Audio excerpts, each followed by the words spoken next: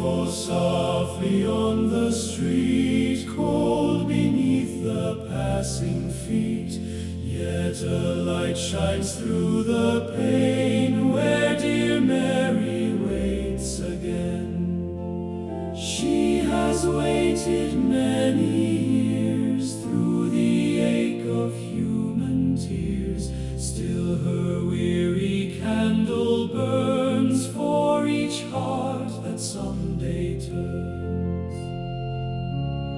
No one comes too late to grace, none are strangers to her face. Every soul grown bruised and wild she receives again as child.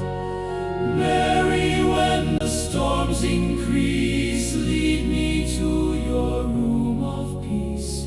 Let me hear your gentle voice, till my broken heart rejoices.